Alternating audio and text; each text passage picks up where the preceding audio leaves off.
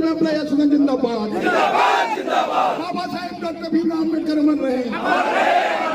जय जय जय जय जय भीम, जय भीम, जय जय जय जय जय भीम, जय भीम, जय भीम। आवाज दो, आवाज दो, आरक्षण का बंटवारा नहीं होने देंगे, वर्गीकरण स्वीकार नहीं, समाज का बंटवारा नहीं होने देंगे।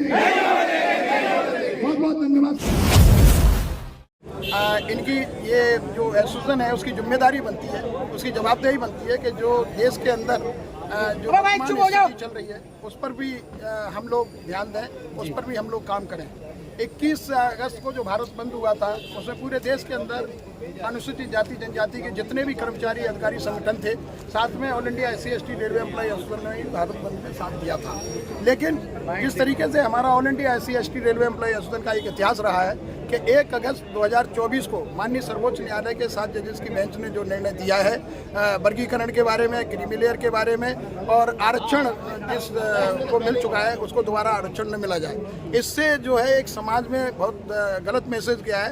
समाज में एक विभाजन की स्थिति पैदा हो गई, वैमनस्यता की स्थिति पैदा हो गई है। मैं आपके चैनल के माध्यम से ये कहना चाहूँगा, अगर वर्गीकरण होता है तो एक इसमें सोची समझी चाल है कि जो लोग हमारे आज एक मुख्य धारा में जुड़ने का काम कर रहे हैं, जो लोग हमारे मुख्य धारा में जुड़ गए हैं, वो एक मतलब इस समाज को नेतृत्व विहीन करने का काम कर रहे हैं। जिस तरीके से आज हमारे सांसद वर्तमान में नए नए सांसद चुन के आ रहे हैं और चुनने के बाद में अगर वर्गीकरण लागू होता है तो उनको कह दिया जाएगा कि आपको सुरक्षित सीट से एक बार सांसद बना दिया गया, दोबारा आपको सांसद नहीं बनाया जाएगा।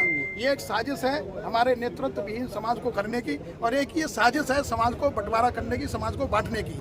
मैं इस मंच के माध्यम से ये भी कहना चाहूँगा कि कोई भी समाज ये न समझे कि किसी समाज ने, किसी अमुक समाज ने हमारा आरक्षण खा लिया है, हमको आरक्षण नहीं मिला। जिस तरीके से हमने मेमोरेंडम के माध्यम से मांग की है कि अगर इसी तरीके की कोई बहुत अच्छी मतलब सोच ऐसे समाज के लिए है कि जिन लोगों को अभी तक आरक्षण नहीं मिल पाया है, तो अलग से एक व्यवस्था बनाई जानी चाहिए। जब सामान्य वर्ग के लिए EWS लागू किया जा सकता है तो अनुसूचित जाति जनजाति के लिए जातीय जनगणना करके पहले तो उसके आरक्षण का प्रोपोर्शनेट जो बढ़ना चाहिए वो बढ़ाना चाहिए, और जिस जाति को आरक्षण से वंचित आज तक रखा गया है उसके लिए अलग से आरक्षण दिया जाना चाहिए।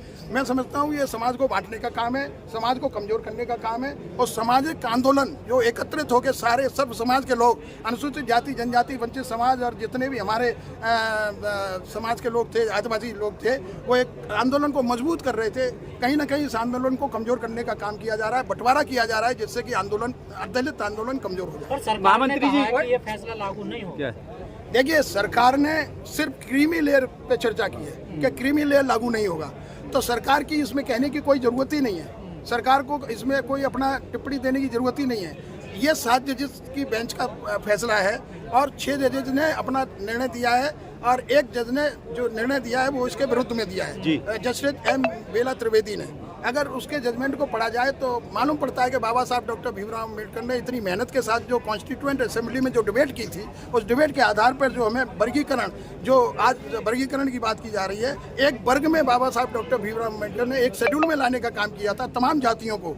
उन जातियों को पुनः बाबा साहब डॉक्टर भीमराव अम्बेडकर के जो कॉन्स्टिट्यूएंट असेंबली की जो बहस थी उसके अंगेज जा करके ये मतलब काम करने का काम किया जा रहा है। लेकिन 9 जजेस की बेंच ने, जो Indira Sahni versus union of India Mandal commission का केस जिसके नाम से जाना जाता है, उसने क्लियर कह दिया है कि अनुसूचित जाति जनजाति पर क्रीमी लेयर लागू नहीं होता। तो 7 जजेस की बेंच का तो लागू होने का सवाल ही नहीं उठता। आपकी एसोसिएशन जो है सड़क से लेके जो है सुप्रीम कोर्ट तक लड़ाई लड़ रही है SC/ST के आरक्षण के लिए, लेकिन फिर भी प्रावधान नहीं हो पा रहा। बार बार जो है मेमोरेंडम जो है सरकार को दिया जा रहा है, लेकिन सरकार गूंगी बहरी हो रही है।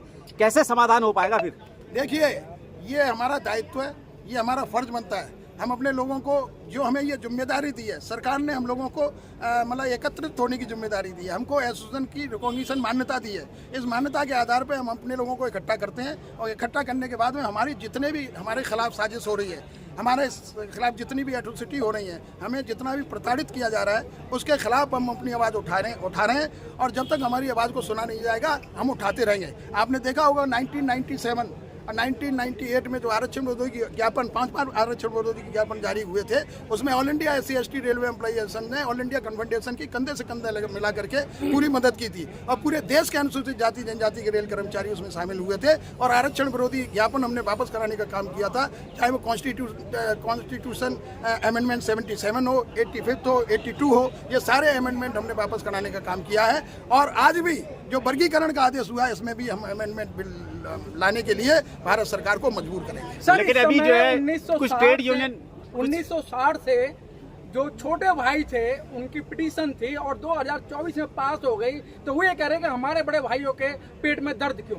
देखिए, एक ये सबसे बड़ी साजिश है। आज से 20 साल पहले case Punjab high court, Punjab में वर्गीकरण होता है ABC, यूपी में भी हुआ था ABCD राजनाथ सिंह के टाइम पे, और वो मतलब हाई कोर्ट ने उसको नकार दिया। हाई कोर्ट ने नकार दिया, सुप्रीम कोर्ट में वो अपील आई, पेंडिंग पड़ी रही और फरवरी के महीने में हियरिंग हो गई।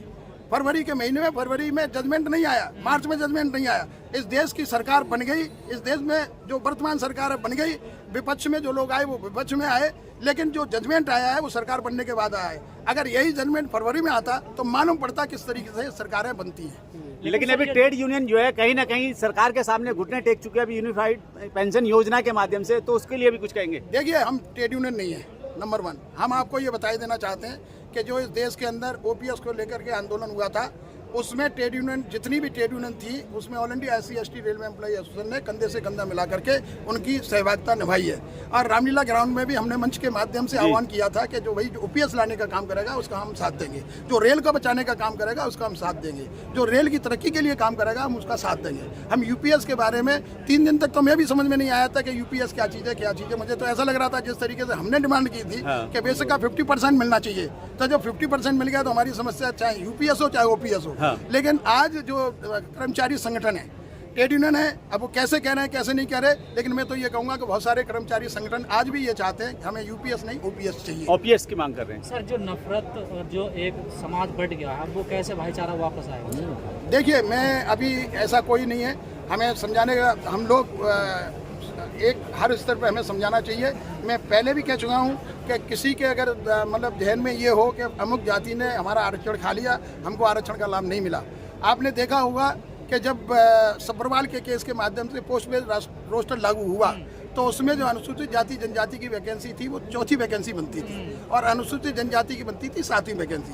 जब EWS लागू हुआ तो रोस्टर को बदलाव हुआ, हमारी जो SC की वैकेंसी थी वो हो गई 7वीं और ST की वैकेंसी थी वो चली गई 14वीं में।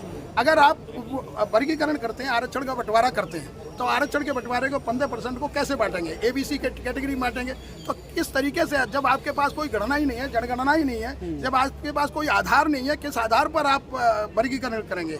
और वर्गीकरण करने के आधार पर आप किस आधार पर ये सुनिश्चित करेंगे कि किस जाति को कितना आरक्षण मिल गया है, किस जाति को आरक्षण नहीं मिल पाया? मैं समझता हूँ सरकार के लिए भी एक बहुत बड़ा चैलेंज है कि इस जजमेंट को लागू करना।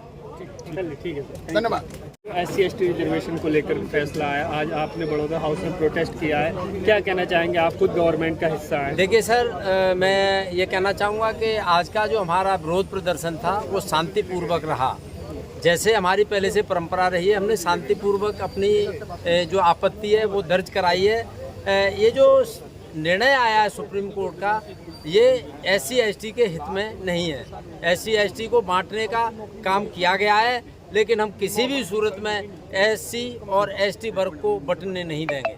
लेकिन प्रधानमंत्री जी जो भरोसा दिला रहे हैं उस पर यकीन नहीं हो रहा। मैं उसमें ये कहना चाहूँगा कि जो प्रधानमंत्री जी का जो निर्णय है, जो उन्होंने हमें कुछ आश्वासन दिया है, वो उन्होंने क्रीमी लेयर के लिए दिया है, उन्होंने उप वर्गीकरण या सब क्लासिफिकेशन के लिए नहीं दिया है। और कहा जा रहा है जो लोग वंचित रह गए, पीछे रह गए, उनको तो आगे आना चाहिए। मैं ये कहना चाहूँगा कि जिस तरह जो सामान्य वर्ग है, सामान्य वर्ग में ये जो 49% का जो रिजर्वेशन था, इसके बाद जो 50.5% का जो रिजर्वेशन बचा हुआ था, इन्होंने EWS के लिए कोई संघर्ष नहीं हुआ, कोई खून खराबा नहीं हुआ, कोई विशेष मांग नहीं हुई और सरकार ने रातों रात 10% का इन्होंने EWS लागू करके और उनको उत्थान का काम किया।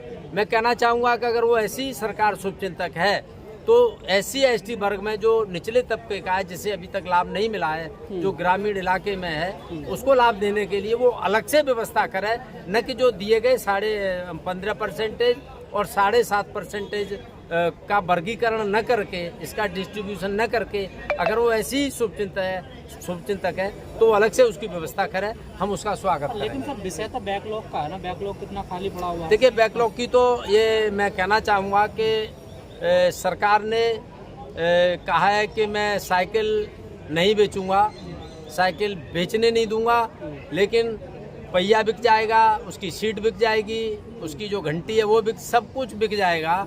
आज जो निजीकरण हो रहा है, जो आज देश में निजीकरण के माध्यम से जो आज जो हमारे जो कमज़ोर किया जा रहा है, वो सबको दिखाई दे रहा है। सर 21 अगस्त को ही भारत बंद हुआ और आज आप भी लगातार हम देख रहे हैं कि प्रदर्शन हो रहे हैं और तमाम पॉलिटिकल लीडर भी ये मांग करें विधेयक लाने की, लेकिन सरकार जो इस बारे में सोच नहीं रही है कुछ। देखिए, सरकार का सोचना तो मैं यही कहूँगा कि कहीं न कहीं सरकार अब ये सरकार से बात किया तो सरकार कह रही कि ये निर्णय सर्वोच्च न्यायालय का है, ये सरकार का नहीं है। अगर सरकार का इस निर्णय में कोई हाथ नहीं है तो सरकार को चाहिए कि वो अमेंडमेंट बिल लाए और उसको यथावत स्थिति, जैसी स्थिति थी उसको यथावत करे। सर वर्गीकरण की बात हो रही है, और जब आरक्षण लागू होगा तो रोस्टर वाइज होगा, जैसे आपने भी कहा अभी 7वां नंबर हमारा 14वां जी। अगर इसको ABCD जो कैटेगरी में बांट दिया जाएगा तो जो B या C कैटेगरी वाला वो कहाँ पर आएगा सर उसका नंबर? वैकेंसी तो 5 निकलती है, 4 निकलती हैं। देखिए, जो सरकार का अगर इसमें हाथ है तो सरकार पहले से ही नहीं चाहती थी कि हमारा विकास हो, लेकिन मैं कहना चाहूँगा कि इस देश में अनुसूचित जाति, अनुसूचित जनजाति के लोगों का महत्वपूर्ण योगदान है, और आज अगर ये देश चल रहा है तो सिर्फ और सिर्फ अनुसूचित जाति, अनुसूचित जनजाति की वजह से चल रहा है, न कि सामान्य वर्ग की वजह से चल रहा है। थोड़ा सर आप बताइए, जो आरक्षण लागू होता है वो रोस्टर वाइज क्या सिस्टम है? लोगों को जानकारी नहीं, रोस्टर होता क्या है, कैसे लागू होता है? रोस्टर तो रिजर्वेशन को लागू करने के लिए बनाया गया है। जैसे 15% और 7.5%, 15% SC के लिए और 7.5% ST के लिए। 15% को किस तरह से बांटना है वो रोस्टर के माध्यम से बटेगा। रोस्टर में 15.100 में से 15 पॉइंट SC के लिए निर्धारित कर दिए गए हैं। नहीं, अगर वैकेंसी 5 निकली तो फिर रोस्टर कैसे लागू होगा? रोस्टर जैसे 1 पॉइंट से लेकर के 5 तक भरना है। 5 वैकेंसी के लिए 1 से लेकर 5 तक भरना है।